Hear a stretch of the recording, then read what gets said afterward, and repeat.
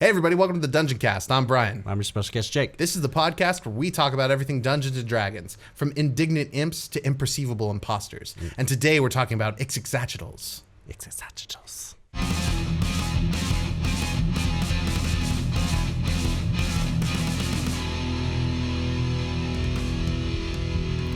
The Dungeoncast.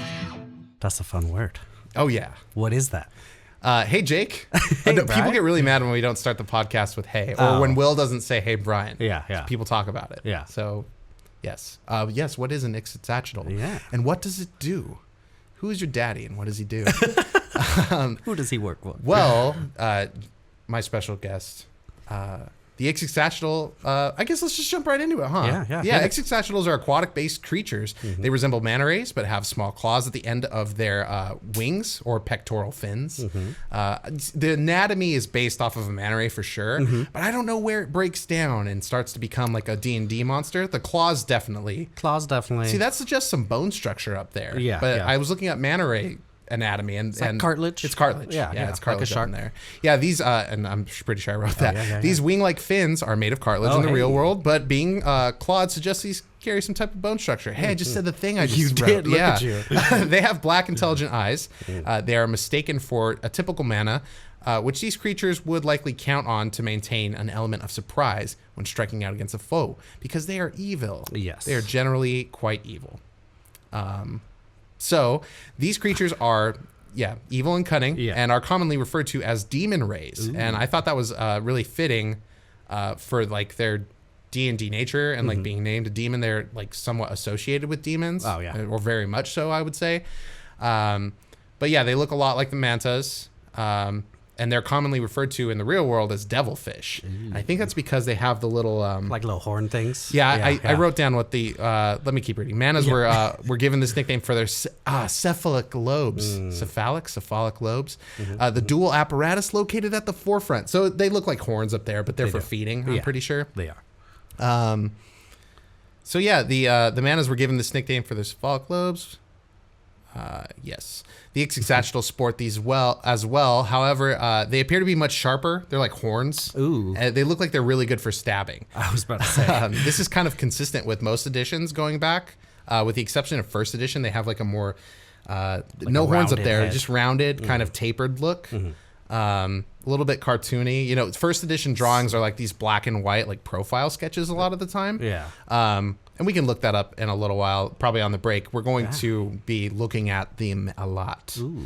Okay. So, these ones have like the horns up there. First edition rounded. I like second edition a lot too, because it looks like a cartoon, like a bandit almost. Like it should be like it's drawn almost like it's wearing a ski mask, like it's gonna rob a bank. It's got like a cheeky grin on its face. Oh man.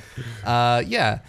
So let's see here. Most of them are also portrayed with long barbed tails. There's also an exception there with second edition. It just looks like a long, smooth sort of tail.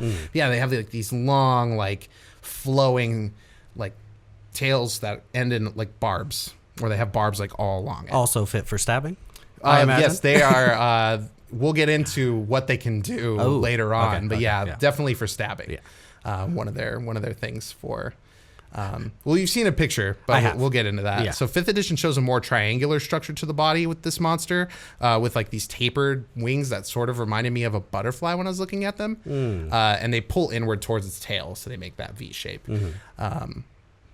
So veering from the look of a traditional manta ray, this monstrous depiction shows a shark-like face between its two lobes or horns, including the shape of its nose and mouth. So whenever I look at it, it kind of looks like this shark face is sort of emerging from the creature. Yeah. Like the skin is kind of flayed there and it's like peeling back. There's nothing that mentions like why that is. I think and their mouth has like rows of teeth, like a shark. Yeah. You know, so there's like a shark-like feature there, but that's it.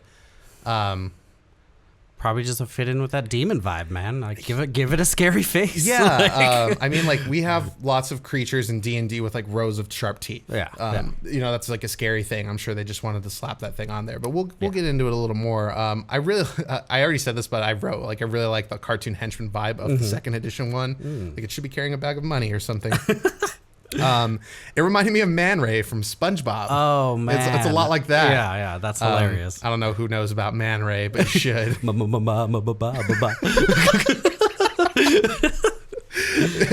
So the Ixitxachitl, they hatch from eggs, and are is that normal with manta rays?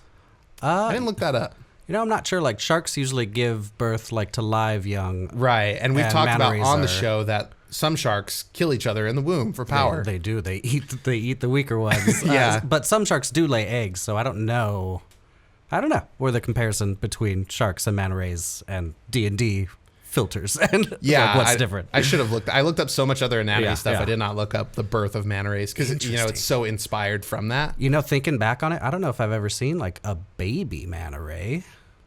I'm sure they're just small manta rays. I'm sure. Yes, yeah. That's usually what a baby looks like. I don't think there's a toad sort of evolution from what do they call them? Like a tadpole. Tadpole. That's what it is. I feel Jeez.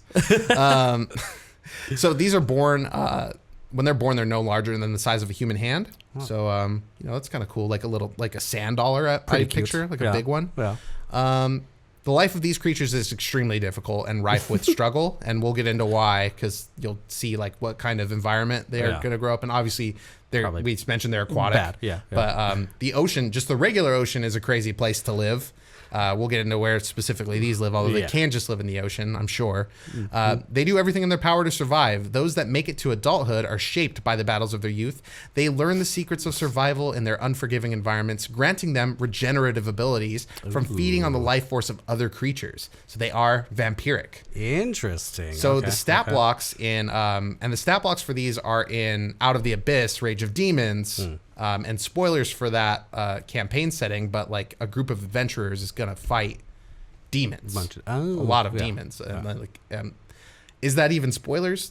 Demogorgon's on the fucking front of the book. Yeah. That feels like if you put Abyss in there, it feels like a calling card almost. Yeah. You know what you're getting. I feel like you should probably know you're going to be dealing with that shit. So 100%. That's where you'll find these stat blocks. So there's actually a regular Ixitxachitl stat block, and we'll go over them in depth later, that does not have a vampiric ability set onto it, and then there's a buffed up one, a vampiric Ixitxachitl that with that new has a regenerative ability to it. How cool. I'll get a little bit more into detail with that later as well. Yeah. So let's talk about how they live. Not quite yet where specifically. Ixitxachitls prefer to hollow out natural aquatic formations like coral reefs, but other aquatic structures as well. They make labyrinth dens up in there. Kind of reminded me of the Beholder. They carve out a labyrinth maze of their shit to make people lost and to get the drop on them and stuff. Yeah. I didn't really see I don't know why they're making a labyrinth specifically. I mean, why would one make a labyrinth? Because you want to fuck up anybody trying to fuck you up, right? Yeah. You know how it works and they don't. Yeah. So I think it's just a natural defensive thing.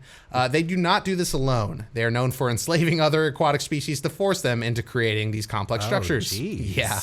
Once the life and nutrients of an area are stripped bare, they move on to greener pastures, so to speak, and repeat the process. Vast networks they carved out are abandoned. So wow. If you find a coral reef, I don't know if you there are lots of scenarios where you can be underwater in D&D. One of them is you're playing an aquatic race and your whole group is. So you have an underwater campaign, which is a totally viable, really fucking cool thing I've been wanting to do. Yeah. You've got the Triton, you've got merfolk, water genasi.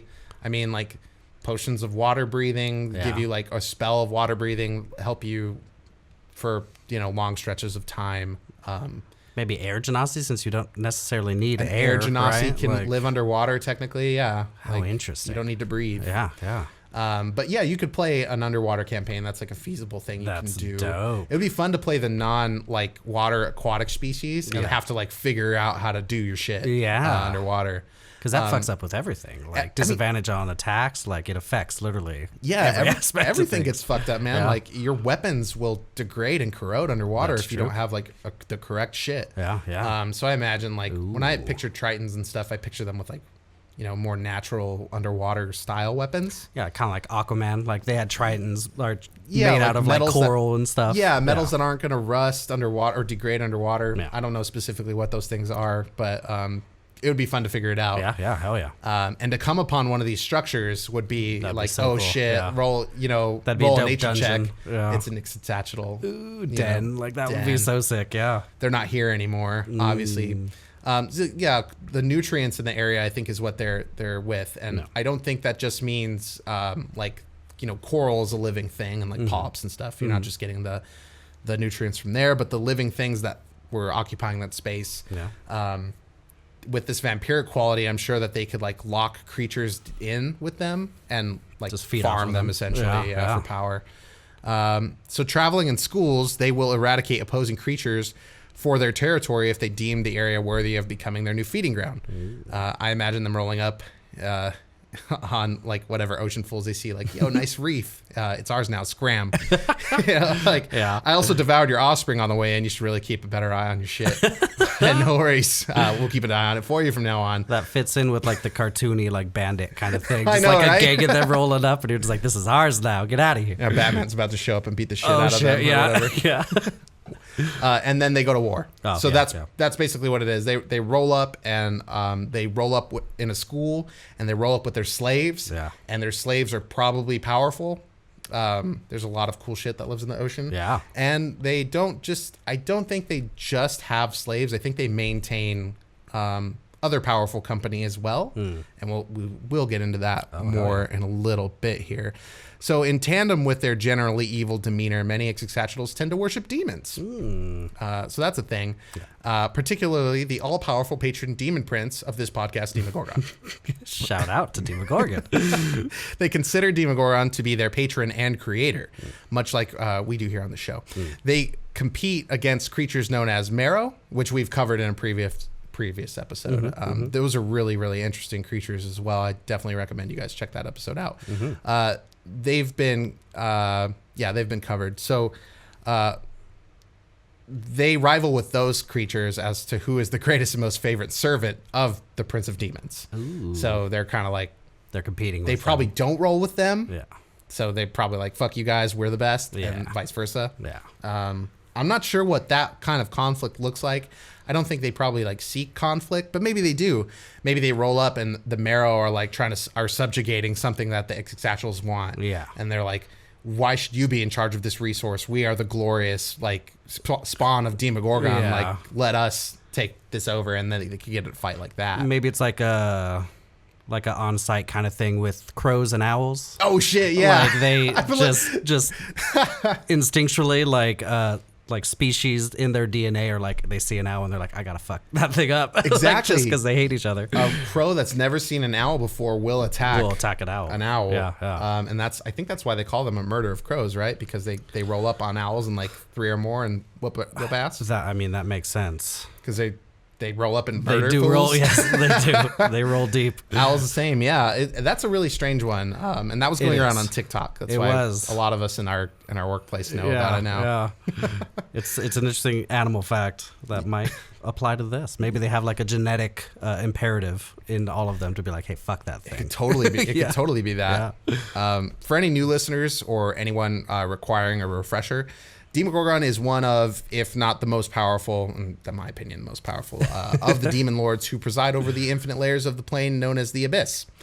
Demogorgon is known to preside over the 88th layer, otherwise known as the Gaping Maw.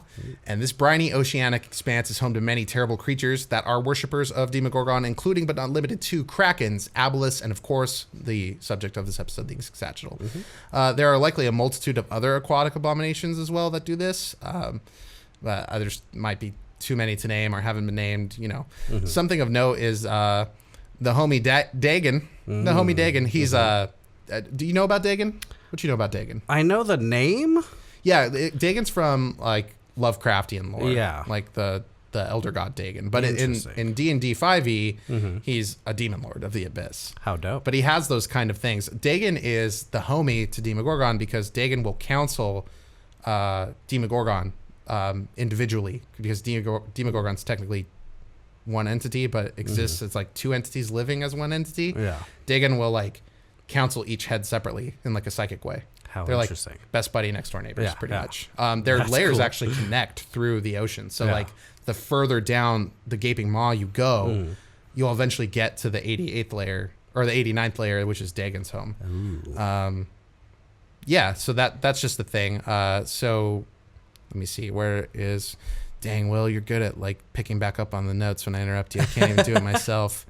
Yeah, it's Demogorgon's next door neighbor. So the Ixitxachitl are known to make their home there as well. So they're not just like in the Gaping Maw. They're not just in Dagon's house, but I picture them also like probably in the regular ocean of D&D, which are vast and full of terrible monsters like the Kraken and the Aboleth, who are also into enslavement. So a little bit more about Demogorgon to help give a background. Since they do think that this is like their patron creator, there's like, when you worship in D&D, you usually get something back in terms of power. So let's get to understand a little bit more about Demogorgon in case people don't know. Demogorgon is roughly 18 feet tall, which is 2.5 doors, as I've detailed on other episodes. A door is a great frame of reference for height. That's true. Like a 6-foot person can easily walk through a door. It's a little taller than that. That's true. That's fair. He's got a long forked tail, bulky arms ending in forked tentacles as well. Clawed dino feet. He's got like a reptilian base or like a tyrannic. Was it tyrannic a word? Like a right Draconic? word? Draconic. Like it's like a dinosaur. Saurian. Yeah. From like the waist down. He's got 2 heads, each bearing resemblance to a mandrill, which is like a kind of like looks like a baboon, even though they're not monkeys. Apparently they're in their own genus, which I found out the last time I covered Demogorgon. Interesting. These heads each have their own brain and personality that tend to war with each other, as well as secretly attempt to overthrow one another. So both heads are insane. Amayul is the schemer, so you'll deal with the machinations of the demon prince before you encounter him, and that head will have been responsible probably for those things. Like, he's the one scheming. Let's have the butterfly flap its wings in China so that this and this happen.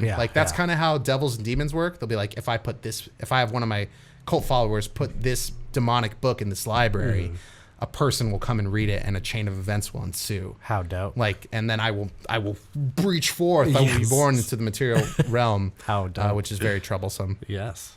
So, that's insane. Yeah. Okay. So Hethrodaya is the more physical, like barbaric sort of embodiment. They rely on massive destructive power that the body of Demogorgon wields. There are many worshippers in existence that make up the cult of Demogorgon. This includes the Ixitxachitl and the longtime listeners of this show. So Demogorgon's mission is to oversee the undoing of the order of the multiverse. His chaotic, evil nature pervades over every action he takes. These major embodiments, like demon lords and the realms and stuff, have been covered extensively on previous episodes of the show, but it's pertinent that we continue to understand and refresh people about Demogorgon. Yeah, of course. So we're not going to get too much more into it beyond that. I mean, there's some cool abilities, like Demogorgon can like incite madness. That's like one of Amayul's powers, just by looking at somebody, and like being around a demon lord, like you can like become insane. And there are like a cool madness chart you can roll on. I was going to say that's definitely some like Lovecraftian kind of. It harkens back to our like Halloween episode live play that we did where we had to like roll for insanity and stuff like that. Like it's harkening back to that. We have the Dredge into Shadowmire Keep, which is like a 4-part, like I think it was 4 to 6 hour like actual play Halloween special, and you can find that on our Patreon. Very dope. It was very cool. Will did a great job with that, and we play monster races. Yeah, evil campaign. It was an evil campaign where we have to like band together. I think I was a bullywug. You were. You were I was a goblin. You were the goblin that rode a goblin. Rode a hobgoblin. A hobgoblin. A lobotomized hobgoblin. Yes. That was great. Freeland was a kobold. Yeah. Friend of the show, Josh Freeland. If you guys aren't familiar, check out Super Quest Saga, our sci-fi game. And then we had a fourth. His friend, Freeland's friend. Oh, Mikey. Yeah. Yeah, he was the orc, right? Yes. That was funny. That was a good time. It was really funny. It was his first time playing. It was a very fun first experience, I think. He was great. Yeah. Who's that guy? Okay, so let's get back to this. Yes. So a quick recap of demons. So we just talked a lot about a demon lord, but just let me like tell you like a quick recap on demons straight from the monster manual. Hit me with Demons are the embodiment of chaos and evil, engines of destruction barely contained in monstrous form, possessing no compassion, empathy, or mercy that exist. They exist only to destroy. That's important to know because knowing the motivation of demons and knowing about Demogorgon is knowing the motivations of most of their servants, including the Ixitxachitl. So by getting into these mentalities, we can kind of understand, even though that the Ixitxachitl is not necessarily a demon. It's like an aberration. Yeah. I could consider it a demon, I think. Demon adjacent. Yeah, like it's right. If it's not there, it's right there. Yeah. So that being said, most humanoid worshippers from the material plane likely do not know the extent of who or what they worship in the case of demons and devils. You're usually kind of tricked into it, or you are strung along with promises to fulfill your own goals of power, proving ultimately you are a means to an end. Or you're just already insane and you're like cool with some of the stuff that's going on, or all of the stuff that's going on. Yeah. You know, like it's easy to like kind of hook somebody that's already a little loose up there. Yeah. So while that's likely the case with most creatures, the Ixitxachitl's relationship with the demon prince is likely far more symbiotic in nature. All who worship Demogorgon succumb to madness eventually, which is something of note. Yeah. So one thing that's cool about this lore with the Ixitxachitl is that they are able to siphon energy from their foes, right? Like they can latch on, and we'll get more into what exactly that is, but they can like steal energy from creatures. There is some suggestion that this energy can be sent elsewhere.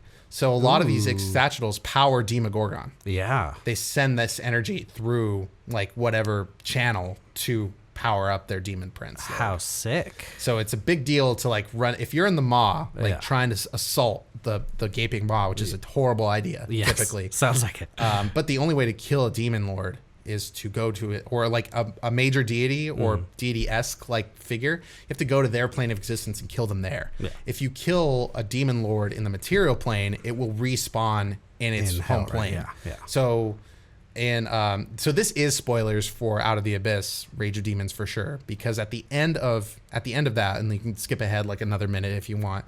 At the end of that module, your party come up on the demon lords. You're in the Underdark, and Demogorgon fucks them all up. Oh fuck! They fight it out. Demogorgon wins. He kills Orcus, which is the rival of the demon lords, like of all time, pretty much. And Orcus is the demon lord of undeath. And he kills him? How ironic. He takes Orcus up and wraps him up and crushes his throat. Ooh, read that part. Dope. And Orcus has like the ruby rod and stuff. Like that's just laying on the ground. Someone can pick it up. Demogorgon was going to want to pick it up, according to the book. So Orcus turns to soup or whatever, but is reborn on his own plane. Like you don't just kill Orcus. Like you have to go to their plane. When you go to a demon lord's plane, it's like a lot of shit tips in their favor. I think more people are probably familiar with dragons. It's probably like a legendary, like a lair kind of thing. Exactly. Like the way a dragon lair works is the way a lair of a lot of these creatures works, where the lair is going to work against you. There's going to be regional effects, magical shit going on. You will be subject to madness in the maw that you will roll on. You will have like these kind of things, like you might feel more heterodia, like bestial and like rage. You might feel like paranoia or whatever. Like you'll roll on a table, you'll succumb to madness, and it's up to you to roleplay that. How cool. Yeah, so that's it's a cool module. I was thinking about like getting into it because they talk about the Drow are involved, and Menzo Berenzin, which is like an R.A. Salvatore sort of thing. Like they're the home of the Drow and all this shit. Like I was like, oh, there's some really cool stuff in this book that like I've overlooked. So we pulled up the Forgotten Realms wiki, which like has a cool feature where you can kind of tab through the images of like each edition of the creature. So we can like look and talk about it in real time. So yeah, that first one, side profile, barbed tail, sharp teeth, no lobes up top. No lobes. But it does have the claws on the ends of the pectoral fins or wings. That's true. And some spots. I imagine that, it does. Maybe some flavor. I thought it was like a tentacle kind of thing, but that's probably not. It's probably spots. I think it's just the curvature, and then it's spots. So I think these claws are there to hold on, right? Obviously, definitely. So that it can do its vampiric shit or like stab better or bite better. So the 2E1, we're looking at it. It does look like a bad guy from an old cartoon, like a Batman cartoon. It almost looks like that, or it looks like it almost looks like a Pokemon, like a gold or red, like concept art of a Pokemon. Like a dark kind type that has like an evil smile or whatever. Yeah, it definitely has like this conniving look on its face, right? 100%. The 3 one's really interesting. It has a lot of the same features, but they're kind of like, this one's in in vibrant color. Yeah. Like, I don't know. It does have a shark mouth though, like inside, like the rows of teeth. It does. See, it's trying to like swap some fish. And it looks more like natural too. Like it looks like more based in like nature almost. Yes. Like this looks like if you were flipping through like an old book looking at dinosaurs or something. And it's like, oh yeah, like this was in the fucking Precambrian Sea and shit. Like that's what it looks like. I totally agree with that. So the 4E one, it looks really similar to the 5E one, if not identical. I really should have looked up the specific 4E lore. Will's really good about looking that up, and it's always 4th edition is like so vastly different. They tried to break the mold with a lot of things, and so there's probably some really epic like niche lore that comes with it. Likely, I'm not going to look it up now. We are where we are. Yeah. Just know that 4E probably has some dope shit going on, or some shit that you hate. Like you either love 4E or you don't. The cool thing about the game is that you can accept that lore or reject it. There's 5 fucking choices for you, so or you don't have to like it. Make up your own. Yeah, exactly. So let's get into the stat block. Usually I'll give Will a break and like just read them. But you're my special guest, so I'm just going to read them anyway. I appreciate it. So we have the Ixitxachitl, which is a small aberration of chaotic evil. Its armor class is 15 natural. It's pretty good. Its HP is 18. So like I said, these are the small ones. Yeah. It's got 0 walking speed. It can only swim 30 feet. So we got a 12 in strength, a 16 in dex, a 13 in con, a 12 in intelligence, a 13 in wisdom, and a 7 in charisma. So all these stats are pretty good, especially the dex. The only dump stat is charisma. It's a -2. Yeah. So it's pretty smart. It's pretty wise. It's extremely dexterous, and it has some strength. So if the latching, the claw thing, I think that's for reals. It's got a dark vision of 60 feet, passive perception of 11. It can speak. It can speak Abyssal and Ixitxachitl. So they have their own language. They have their own language. How cool. And Abyssal is like the language of demons. Yeah. So whatever the fuck that sounds like. These are quarter challenge rating for 50 XP. Now, the actions. You're going to do a bite, melee weapon attack with +3 to hit, a reach of 5 feet on one target. It's going to do 4 or 1d6 + 1 piercing damage. No, nothing else on that. A lot of bites have like a poison thing or something else. Yeah. As a reaction, it has a barbed tail. When a creature provokes an opportunity attack from the Ixitxachitl can make the following attack instead of using its bite. Melee weapon attack +5 to hit, reach of 5 feet, one target. It's going to do 7 or 1d8 + 3 piercing damage. So if you try to get away without disengaging, it's going to get that tail up into your grill. Yeah. So say, ooh, an opening. 1,000 years of death. Put it right in your butt. Okay, so next we have the Vampiric Ixitxachitl. This is a medium aberration. So I think a lot of the time in D&D, things scale in power with age, especially dragons. Sure, yeah. I think this is one of those creatures, and like it says in the lore, the older they get, like the more they benefit from their experience. Yeah, definitely. So they live in this harsh world of demons, basically. They live in the gaping maw. Can you imagine what goes on in a demon's realm and like what you'd have to go through to like be victorious? So I like the art here. It kind of looks war beaten in this picture. Does. It's got like what looks like it could be wounds. Or perhaps it's the blood of its last meal. I'm not really sure, but it does. Gills, maybe. It does look like like gills. Yeah, it does have gills. Yeah. But yeah, it looks a little beaten on the wings. Like it does. Yeah. Kind of some tapering there isn't as symmetrical as like something that hasn't gone through some shit. Hell yeah. And then like this flayed skin where this like shark. It just looks like a shark is like coming out of there. It does. But yeah. I mean, it's a crazy looking shark mouth. But yeah, this is a creature I imagine that is like war tested. Yeah. So this has a 16 natural armor, so one more, and a substantially higher 44 HP. Its speed is also 0. Its swim speed is 30. The strength is a 14, dex 18, con 13, intelligence 12, wisdom 13, charisma 7. So no boost. It's never going to get more charismatic. Yeah. It doesn't need to be, and I'm going to tell you why in this stat block and the next one. It's got 60 feet of dark vision, passive perception 11, abyssal, and Ixitxachitl for languages. This is a challenge rating 2 creature with 450 XP. I'm sure if a school of these is rolling up, like that'd be scary. This is a scary mob. Yeah, yeah. If it's got these mixed in with the little ones, that could be a very scary mob already. And we'll get into it a little more. This one has the regenerative property. So the Ixitxachitl gains 10 HP at the start of its turn. Oh, damn. The Ixitxachitl dies only if it starts its turn with 0 HP, which I think is consistent with most creatures that have 0. Or no, like, I'm thinking about the troll. Like, troll can get back up, yeah. But if you knock it down to 0, it doesn't die until the start of its next turn. So if somehow it gets a heal before then, it'll get back up, I guess is what that means. Like if it regenerates in the meantime, basically? Because the regen happens at the start of its turn? At the start of its turn. See, there's it's a little bit weird with the wording there. So at the start of its turn, it regenerates 10 HP. But if it starts its turn with 0 HP, it's dead. So if it has 0 HP, it dies and does not regen 10 is what I understand by reading that. Yeah, yeah. Because then it would just constantly be regenerating. Yeah, like how would you'd have to like kill it? Yeah. hit it 44 negative and then it would die? Yeah. Like how like people die in D&D sometimes? I've never seen that, but you know. Yeah, I don't know. We have the Vampiric Bite for actions. Melee weapon attack with +4 to hit, reach of 5 feet on one target. It's going to do 6 or 1d8 plus 2 piercing damage. The target must succeed on a DC 11 Constitution saving throw, or its hit point maximum is reduced by an amount equal to the damage taken. That's oof. And the Ixitxachitl regains hit points equal to that amount. The reduction lasts until the target finishes a long rest. The target dies if its hit point maximum is reduced to 0. That sucks. Yeah, yeah. It also has the reaction for Barbed Tail. When a creature provokes an opportunity attack from the Ixitxachitl can make the following attack instead of using its bite.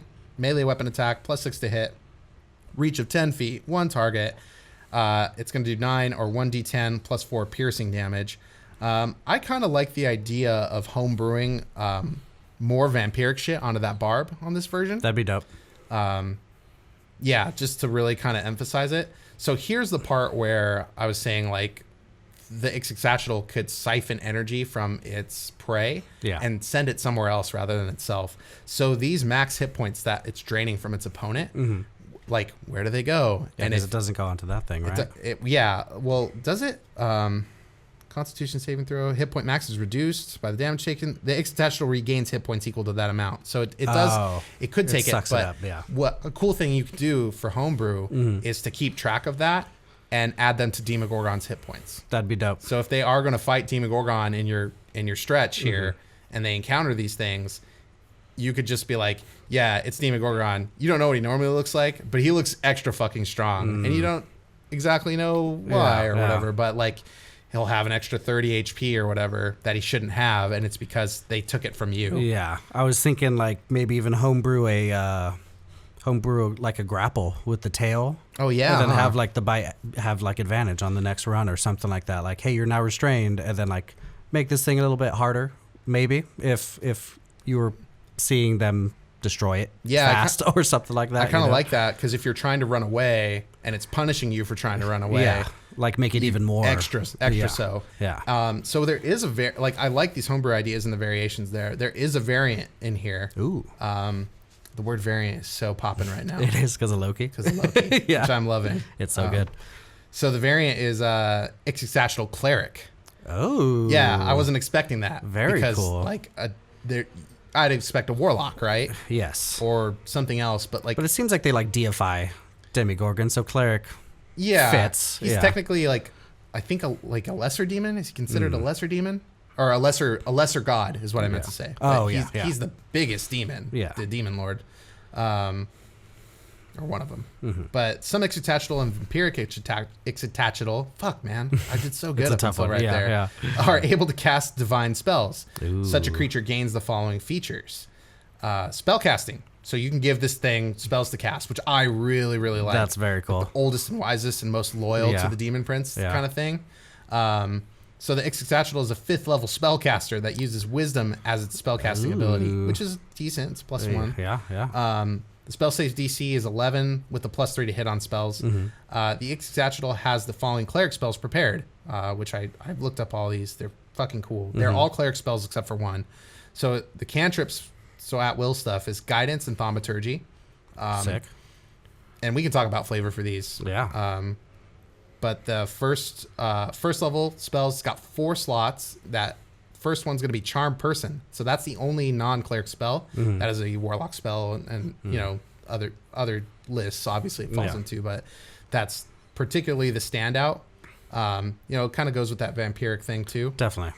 Or which demonic. I really like. Yeah. And it can also do create or destroy water, which I kind of like. Interesting. So it could feasibly like go on to land something. In some fashion. It doesn't have a walking speed, but it could make enough water for it to like, I think it's like a ton of gallons, like a bunch of, it can make a lot of water, enough to submerge it.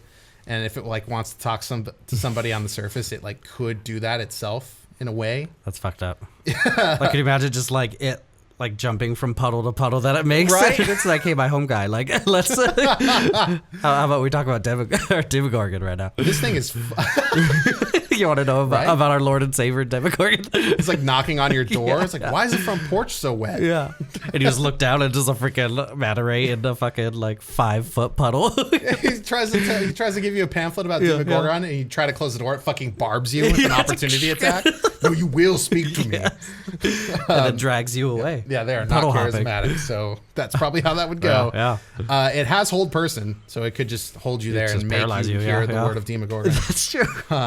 It has a silence spell, which I was like immediately my brain just starts racing scenarios you're in your underwater campaign, bubble sounds everywhere. Yeah. No sounds. Oof. Wait, what the fuck? Yeah. Oh shit! A swarm of Ixitxachitls. That's like dope. Rolling up silently on you.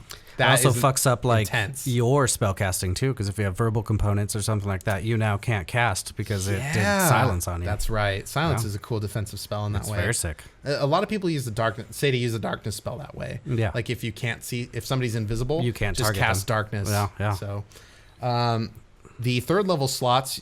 Oh, that was second level. You get 3 of those. Third level, you're gonna get 2 of those slots: Dispel Magic and Tongues. Ooh. So this thing can and will talk to you. Yeah.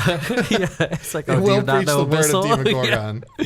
I got something for you, my man. Yeah. So what do you think? What do you think of these spells? Like, how would you flavor the Guidance and Thaumaturge? That's cool. I mean, because this is an underwater Thaumaturge. Like, Thaumaturge kind of just like its description is like, I think, defaulted to like land. Yeah. Like you know, over air. I mean, underwater, like maybe you could like booms and quakes and stuff. Yeah, you can make the water around you like boil or something. Cool. Have like bubbles go up and like have it kind of flavor the.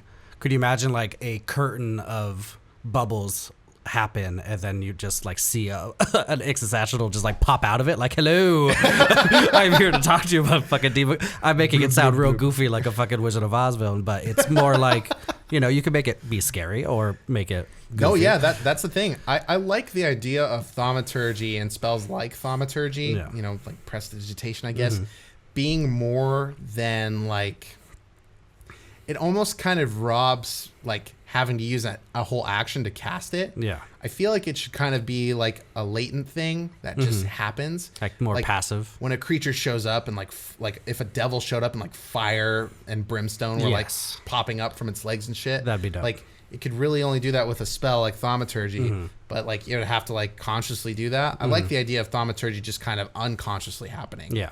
And making things happen like the effect of this creature being in the room is magical, and like this is the aura it puts out. Very cool. Yeah, like it could make like blood in the water and shit. Like I'm thinking of it kind of, maybe it's not the right imagery, but like I'm thinking of it kind of like when somebody goes Super Saiyan in Dragon Ball Z, like the ground starts pulsing, like the stones start rising, like that kind of thing. Exactly. Like especially if this thing was gonna be like delivering a sermon to Demogorgon, like that seems like it would be dope shit to make it bleed in the water or have bubbles happen or something like that. You know what I mean? You can make your eyes glow. Yes. You can make your mouth glow, I guess. I don't know why I said that. Or like your voice boom, like that kind of thing. Like have it like be shockwaves through water, like that could be like dope. Aquaman. Like, yes, yeah.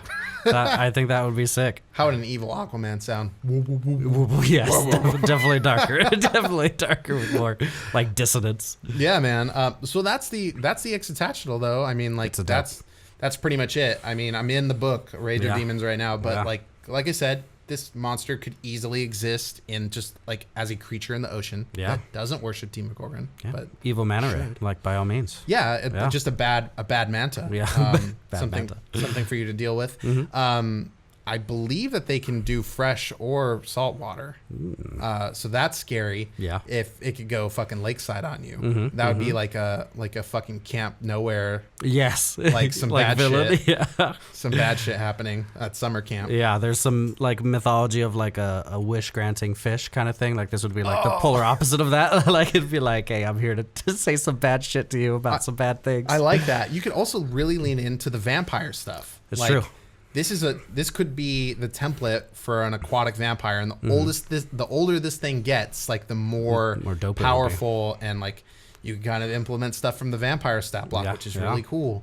Obviously, throw out the shit about like killing it in water or whatever. You don't need that for this. It doesn't make sense. The mouth shape and everything like that kind of reminded me of like the alpha vampires that were in like Blade 2. This is a weird cut, weird reference, but their mouths like open up like that, like in 3 different ways, and they like had like a little like alien kind of tongue kind of situation. The second that I saw the art for the 4E one, I was like, oh, it looks like the vampire thing fits. Like it looks like a fucking vampire. Yeah, I mean, like it's not draining through the barb, it's draining through the mouth. Yeah. So I picture when this thing goes to bite you, it's got its probes and like stabs you and bites holds you in. Like you get hurt like a lot from it. And you should be fairly high level. I don't know what the level of the adventurers in this book are supposed to be, but it's got to be somewhat substantial based off of like the things they have to fight. Yeah. Just this alone, right? And if this is a 5th level caster, they would have to at least be 5th level to deal with that kind of shit. Like, I mean, it has a low save and everything, but can't still be below level 10 for this campaign. No. This module, I don't think. I don't know if it like says at the beginning, like a recommended party level kind of thing. I mean, it definitely says that in here. I just don't know what it is. Yeah. But what, like, if you were to run an Ixitxachitl in your game, what would you do with my dino game?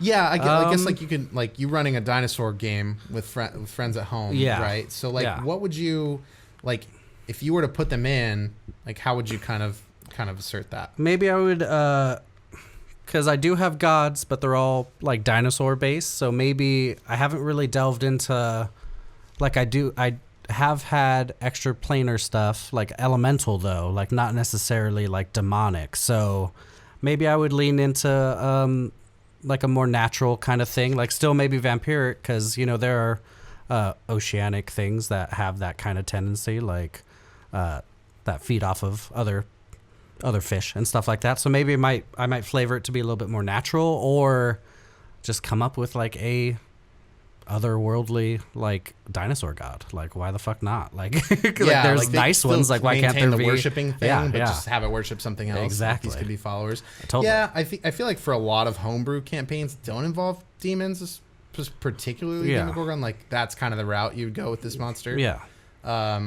If I'm doing a Demogorgon thing, and if you're going to the mall, you're definitely going to see these. Yeah.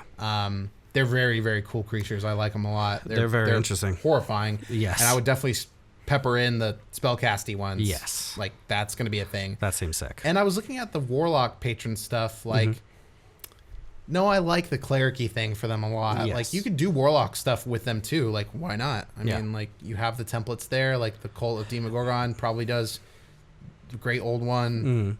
Or not great abyssal like warlocky stuff. You know, like you're gonna be doing that. I found the level recommendation for the beginning. It's like first level. Oh, okay. So you're gonna work your way up. I'm pretty sure. It says you can start between like 1 and 3 depending on how easy you want to make it for people. I'm sure it has to go. It has to scale fairly quickly. Yeah. Based off of like some of the things in this book. But there are low level monsters in here too. Like I know there's like hook whores and drow and like all kinds of cool stuff in here.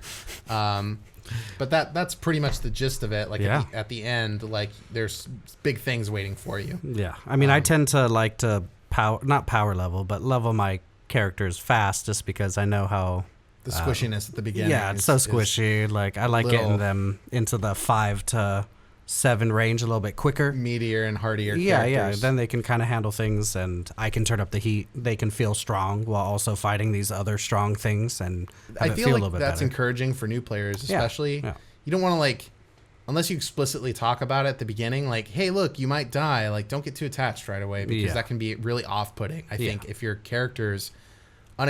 player characters unexpectedly die and they put a lot of work into them, that can be very off-putting for new players. Yeah. So, like, have the conversation at least and be upfront if like death is going to be imminent for low-level characters, like it is. Like, maybe start new players in that style with like some one-shotty stuff, less consequential.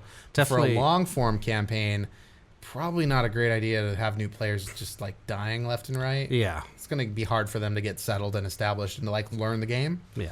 So maybe that's what the book is recommending. Like, let's start at level 1. Like, it's an entry level. Like, work into it. Work up to it. And like, I really don't know too much about this module except for some of the key points, like how long you're supposed to run it. Like, modules is kind of like a weak point for me, and Will's discussed it as well. Like, it's difficult for us to run. We prefer like being to improv a little more and kind of being left to our own devices in terms of story beats. And like not have to follow this, because if you deviate too much at the beginning, like you're gonna have a hard time getting back on track, I feel like. It's true.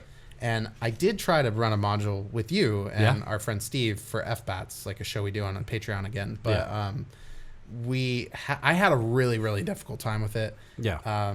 It was completely not my style, not the way I learned how to play the game. But it's still really great. Like, if you don't want to like prep so much stuff and like have to come up with like your own thing, and like here it is, like stat blocks, monsters, story beats, it's all there, and there is room for improv and deviation in here.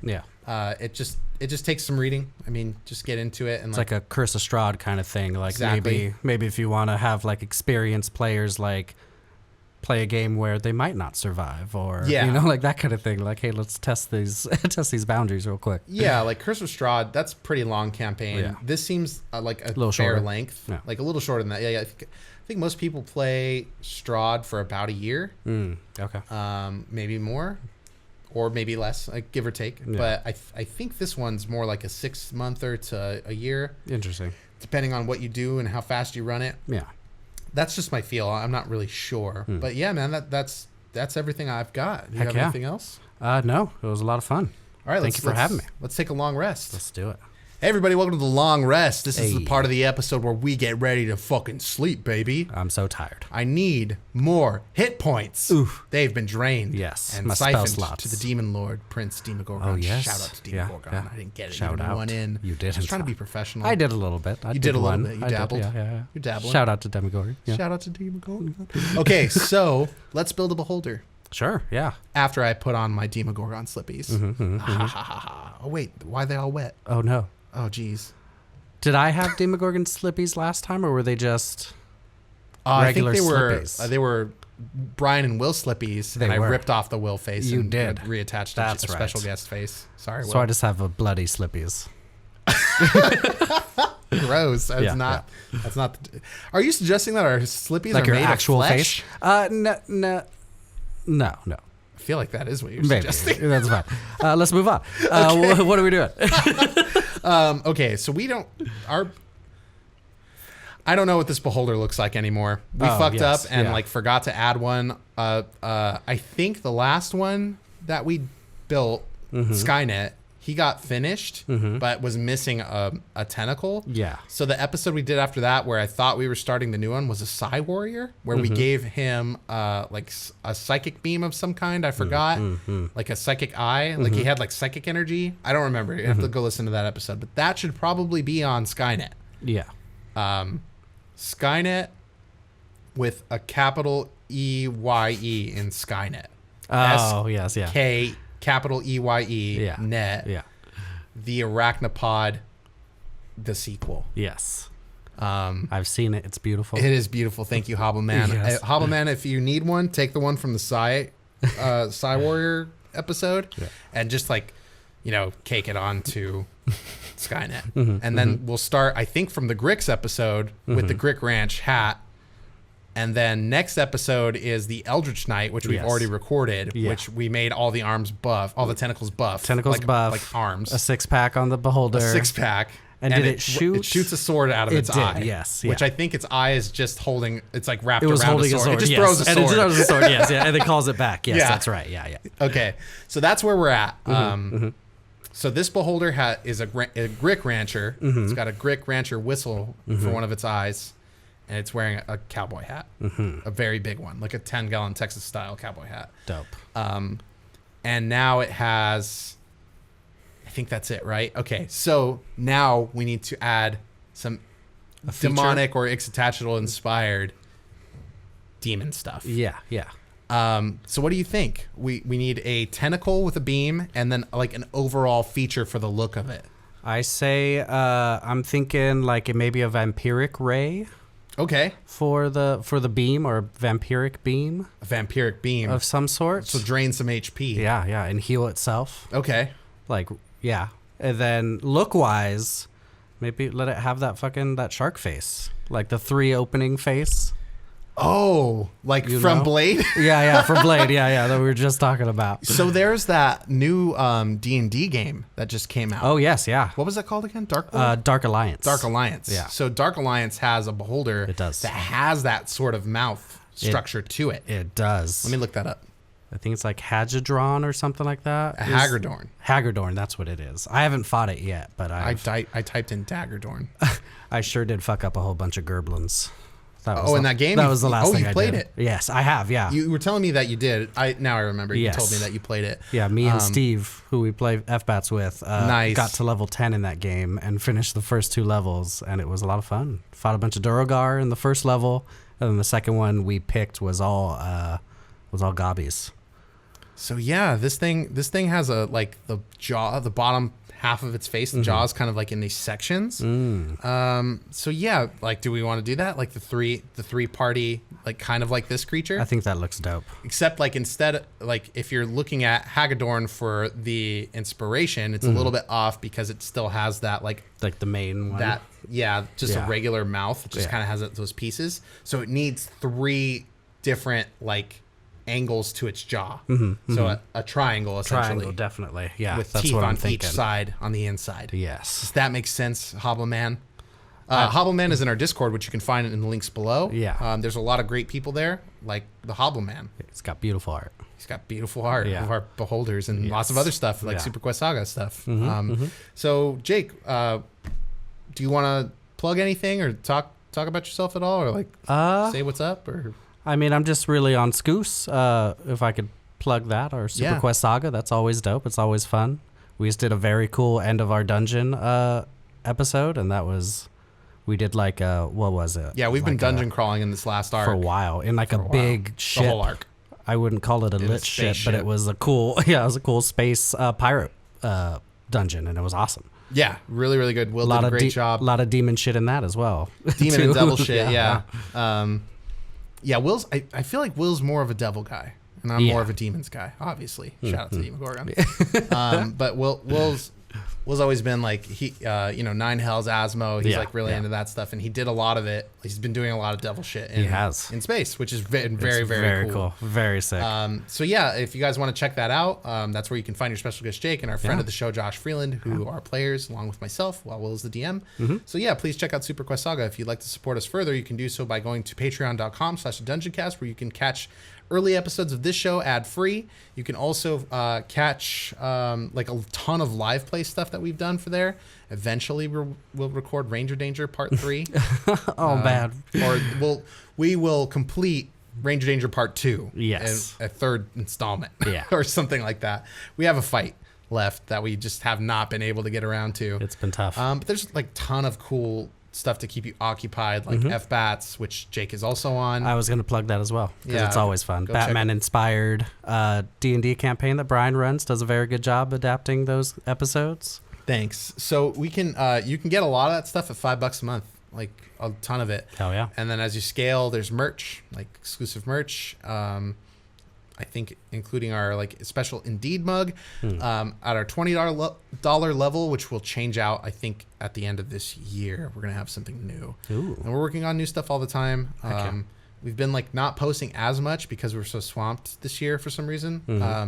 It's just a lot of life stuff happening. Like Will is having a baby. Yeah. So thanks for all you guys' special wishes. He has heard and seen and read them, and he's really grateful. He'll be back in a couple weeks. I don't know how many episodes we're going to release with Jake, but they'll all be on Patreon for you guys to listen to. But yeah, that's it. I think we can call it a game. Yeah, let's do it. Let's call it a game. Bye-bye. Bye.